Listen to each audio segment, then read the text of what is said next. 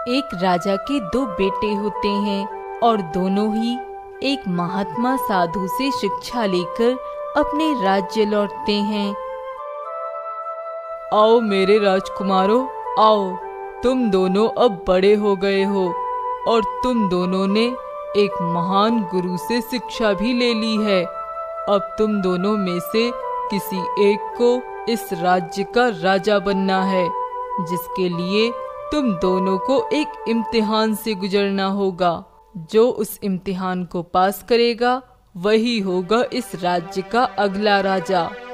पिताजी, मैं चाहता हूँ आप बड़े भैया मगनदेव को राजा बना दें। मुझे कोई आपत्ति नहीं है और इसके लिए कोई इम्तिहान रखने की जरूरत ही क्या है। आप बड़े भैया मगनदेव को इस राज्य का नया राजा घोषित कर दें। करणदेव, क्या तुम राजा नहीं बनना चाहते या मेरे इम्तिहान से भयभीत हो गए हो? नहीं पिताजी, मुझे किसी भी इम्तिहान से कोई भय नहीं है। मैं तो अपने बड़े भाई को निराश नहीं करना चाहता हूँ। मैं नहीं चाहता कि मेरे भाई को राजा बनने के लिए कोई इम्तिहान पास करना पड़े जो मुझे हरा के भैया को जीतनी पड़े, या मैं अपने भाई को किसी भी इम्तिहान में हरा दूं। इसलिए आप बड़े भैया मगनदेव को ही राजा बना दें। नहीं पिताजी, मैं ऐसा नहीं चाहता हूँ। और करणदेव, तुम क्यों मुझे लाचार समझ रहे हो? क्या तुम्हें ये मालूम नहीं कि मैंने भी उन्हीं गुरु से शिक्षा ली है जिससे तुमने ली है? तो तुम मुझे इतना कमजोर क्यों समझ रहे हो? या फिर ये कहो कि तुम ही भयभीत हो रहे हो मेरे सामने? ठीक है भैया, अगर आप चाहते हैं कि मैं इस इम्तिहान को पास करूं, तो मैं जरूर इस इम्तिहान में भाग लूंगा। पिताजी, बताइए, क्या है आपका इम्तिहान? पुत्रों, तुम दोनों को अपने राज्य की आखिरी सीमा के पास जाना होगा, जहाँ एक ढींगरा नाम का जंगल है। उस जंगल में एक जादुई गुफा है जिसमें एक सोने की चिड़िया है, और उस चिड़िया को जो भी यहाँ लेकर आएगा वह बनेगा इस राज्य का राजा। ठीक है पिताजी, मैं कल ही निकलूंगा उस जंगल के लिए। जी पिताजी, मैं भी जाने के लिए तैयार हूँ। महाराज, ये आपने क्या किया? ये जानते हुए भी कि वो जंगल कोई साधारण जंगल नहीं बल्कि एक जादुई जंगल है। वहाँ किसी भी क्षण कुछ भी हो सकता है, और अगर वहाँ पे अपनी बुद्धि विवेक से काम ना लिया जाए तो वहाँ उस जंगल से वापस आना भी मुश्किल है। तो आपने अपने ही पुत्रों को उस जंगल में भेज दिया। मंत्री जी, मैं जानता हूँ कि उस जंगल में हर मोड़ पे खतरा है और बुद्धि का काम है, लेकिन ये समझ लो कि उनको वहाँ भेजना बहुत जरूरी था, क्योंकि उनको वहाँ जाना ही था। पर ऐसा क्या है महाराज जो उन्हें वहाँ जाना ही था? मंत्री जी, समय आने पर आप ये भी जान ही जाओगे कि वहाँ उनका जाना क्यों जरूरी था। अब राजा के दोनों बेटे मगनदेव और करणदेव दोनों उस जंगल की ओर जाने के लिए निकल जाते हैं।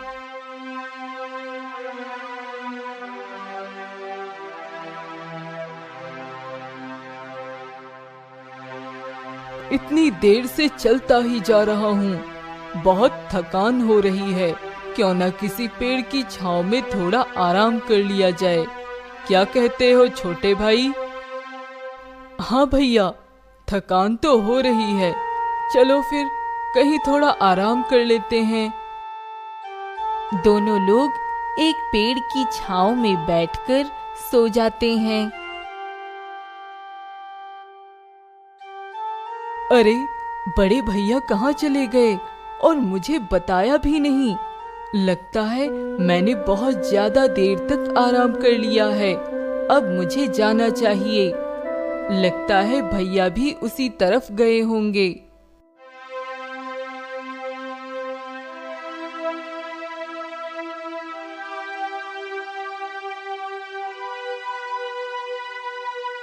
पानी, पानी, पानी। अरे ये आवाज किसकी है? लगता है कोई पानी पानी कह रहा हो, पर यहाँ तो कोई दिख नहीं रहा है। तभी वह थोड़ा और आगे जाता है और उसे एक बूढ़ा आदमी जमीन पे पड़ा हुआ दिखाई देता है।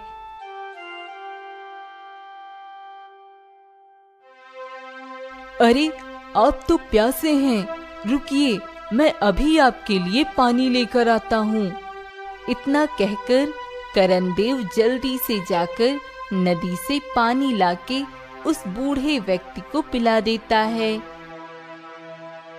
धन्यवाद बेटा, तुमने मेरी जान बचाई, वरना मैं तो यहाँ प्यासा ही मर जाता। नहीं नहीं, आप ऐसा ना कहे काका। वैसे आपका घर कहाँ है? चलिए, मैं अपने घोड़े पर बिठाकर आपको आपके घर तक छोड़ देता हूँ। नहीं बेटा, मैं चला जाऊंगा। तुम्हारा बहुत बहुत शुक्रिया बेटा।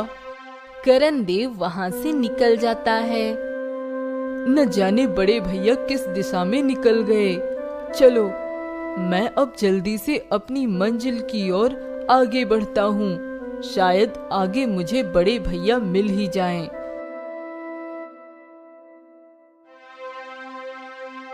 अरे, आप कौन हैं और इस घने जंगल में क्या कर रहे हैं? बेटा, मैं पास में ही रहता हूँ। यहाँ लकड़ियाँ चुनने आया था, पर मैंने 2 दिन से कुछ नहीं खाया है, जिसकी वजह से मेरे शरीर में बिल्कुल भी दम नहीं बचा है। बेटा, क्या तुम मेरे लिए कुछ फल तोड़ के ला सकते हो? इस जंगल में बहुत फल लगे हुए हैं। अगर मैं यहाँ ज्यादा देर तक रुका तो मेरा छोटा भाई मुझसे पहले पहुंचकर वो सोने की चिड़िया ले जाकर पिताजी को दे देगा, जिससे वो बन जाएगा राजा और मैं इस इम्तिहान में हार जाऊंगा। माफ करना, मुझे जरा जल्दी है। मुझे कहीं पहुंचना है जरूरी काम से, इसलिए मैं आपकी कोई मदद नहीं कर सकता। इतना कहकर मगन देव वहाँ से आगे की ओर निकल जाता है। तभी कुछ दूर चलने पर उसे एक जख्मी साधु दिखाई देता है। मदद करो, कोई मेरी मदद करो। अरे साधु महाराज, आपको क्या हो गया है? बेटा, मेरे पैर में एक सांप ने काट लिया है, जिससे मेरे पैर से बहुत खून बह रहा है और दर्द भी बहुत हो रहा है। बेटा, इस जंगल में ढेर सारी जड़ी बूटियां लगी हैं, जो सांप के जहर को खत्म कर सकती हैं। बेटा, क्या तुम वो जड़ी बूटी मेरे लिए लेकर आओगे? पर साधु महाराज, मुझे नहीं पता कि वो जड़ी बूटी कहाँ लगी है। बेटा, वो जड़ी बूटी यहाँ से कुछ दूर आगे एक नदी है, उसके पास एक पुराना बड़ा सा पेड़ है, उस पे ही वो जड़ी बूटी लिपटी हुई है। बस तुम जाके वो तोड़ के ले आओ। अरे, वो नदी अगर ज्यादा दूर हुई तो मुझे बहुत समय लग जाएगा, और अगर मुझे ज्यादा देर हुई तो मेरा छोटा भाई उस चिड़िया तक मुझसे पहले ही पहुंच जाएगा। साधु महाराज, मुझे पता नहीं है वो नदी कहाँ पे है, और वैसे भी मुझे जरा जल्दी है। मुझे किसी जरूरी काम से जल्दी ही पहुंचना है कहीं, इसलिए मुझे माफ करना, मुझे जाना होगा। इतना कहकर मगन देव तुरंत वहाँ से निकल जाता है।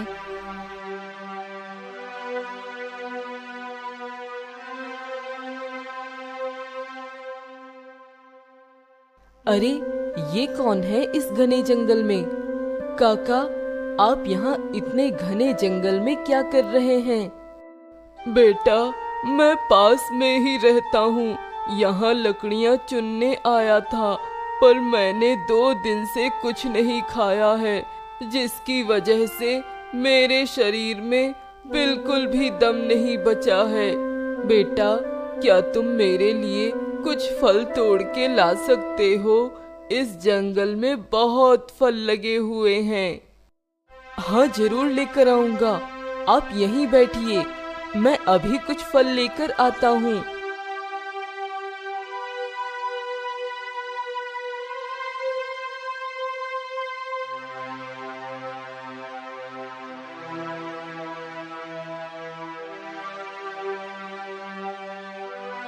काका, ये लीजिए, आप ये फल खा लीजिए और बताइए मैं आपकी क्या सेवा कर सकता हूँ। धन्यवाद बेटा, मेरी मदद करने के लिए। जिस काम के लिए आए हो उसमें तुम्हें सफलता जरूर मिलेगी। धन्यवाद काका। करण देव अब और आगे जाता है कि तभी करण देव को भी वही साधु दिखाई देता है। मदद करो, कोई मेरी मदद करो। अरे साधु महाराज, आपको क्या हो गया है? बेटा, मेरे पैर में एक सांप ने काट लिया है, जिससे मेरे पैर से बहुत खून बह रहा है और दर्द भी बहुत हो रहा है। बेटा, इस जंगल में ढेर सारी जड़ी बूटियां लगी हैं जो सांप के जहर को खत्म कर सकती हैं। बेटा, क्या तुम वो जड़ी बूटी मेरे लिए लेकर आओगे? हाँ साधु महाराज, मैं जरूर लेकर आऊंगा, मगर क्या आप मुझे उस जड़ी बूटी की पहचान बता सकते हैं? बेटा, यहाँ से कुछ दूरी पे ही एक नदी है, जिसके पास में एक बहुत पुराना सा एक वृक्ष है, जिसमें उस जड़ी बूटियों की लटें लिपटी हुई हैं। बस वही है जड़ी बूटी। ठीक है साधु महाराज, मैं अभी जाकर वो जड़ी बूटी लेकर आता हूँ।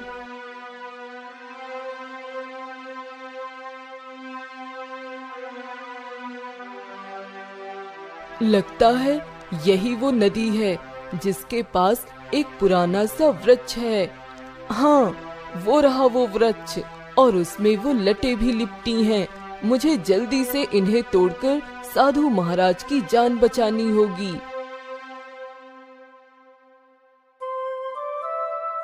करण देव उस जड़ी बूटी को तोड़कर साधु महाराज के पास जाकर उनके जख्म पे उसका रस निचोड़कर डाल देता है, जिससे साधु महाराज को तुरंत आराम मिल जाता है। धन्यवाद बेटा, तुमने मेरी जान बचाई। तुम सच में एक नेक दिल इंसान हो। तुम्हें तुम्हारे काम में जरूर सफलता मिलेगी।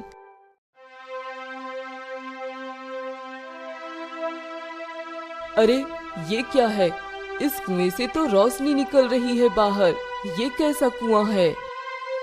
मैं एक जादुई कुआं हूँ और मेरे पास सोना, चांदी, हीरे, मोती सब हैं। मेरे पास अनंत धन है।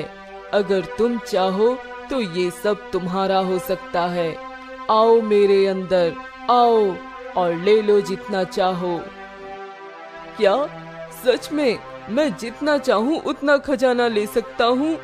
सोना, चांदी, हीरे, मोती, क्या ये सारा का सारा मेरा हो सकता है?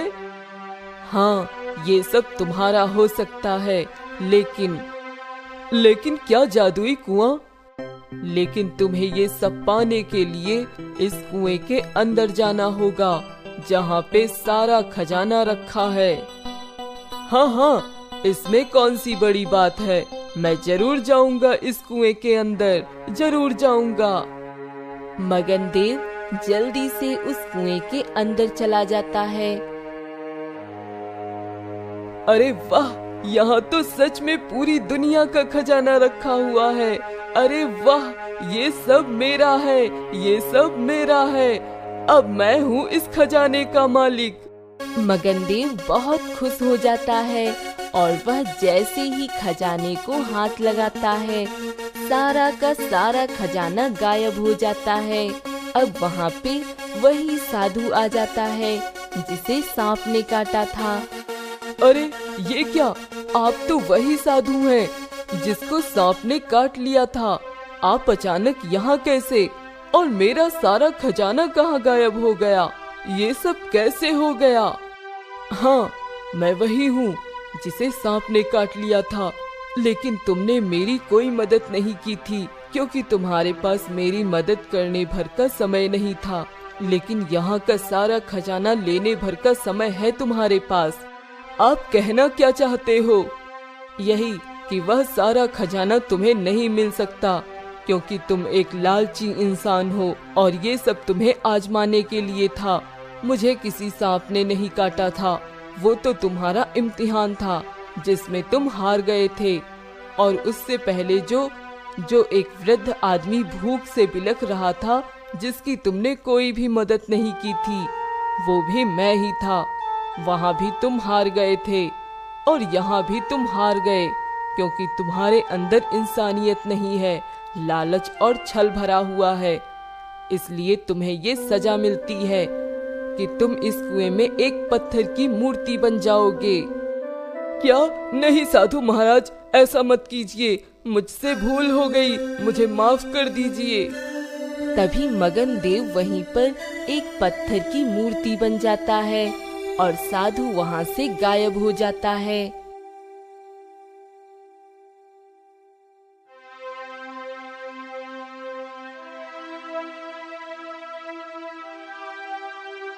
अरे, इस कुएं से रोशनी कैसी फैल रही है?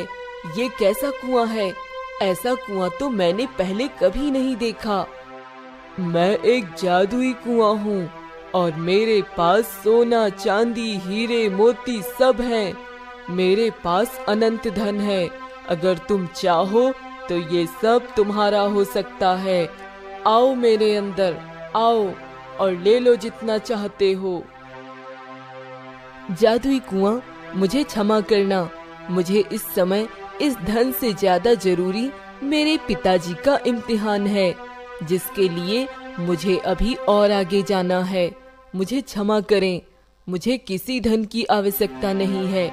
कृपया आप इस धन को उन गरीबों को दे दें जिनको धन की सख्त जरूरत है।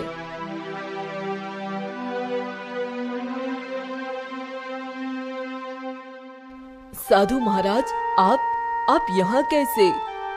हाँ राजकुमार, मैं राजकुमार, ये सब तुम्हारे इम्तिहान ही थे जिसमें तुम सफल हुए हो। जाओ राजकुमार, तुम अब लक्ष्य के बहुत करीब हो। धन्यवाद महाराज। तथास्तु। अब करण देव वहाँ से निकल जाता है और उस गुफा में पहुँच जाता है जहाँ उसे एक सोने की चिड़िया दिखाई देती है। हाँ, यही है वो सोने की चिड़िया जिसे पिताजी ने लाने को कहा था। करण देव उस चिड़िया को अपने साथ लेकर वहाँ से निकल पड़ता है। ये सोने की चिड़िया तो मुझे मिल गई है, लेकिन बड़े भैया कहीं नहीं मिले। क्या वो यहाँ आए थे या नहीं? अगर यहाँ आए थे तो इस सोने की चिड़िया को क्यों नहीं ले गए? और अगर यहाँ नहीं आए हैं तो बड़े भैया कहाँ चले गए? कहीं कोई मुसीबत में तो नहीं पड़ गए बड़े भैया? मुझे जल्दी यहाँ से जाना होगा और बड़े भैया का पता लगाना होगा। राजकुमार करण देव, मैं जानता हूँ आपके बड़े भैया कहाँ हैं। अरे तोते, तुम तो बिल्कुल हम इंसानों की तरह बात करते हो।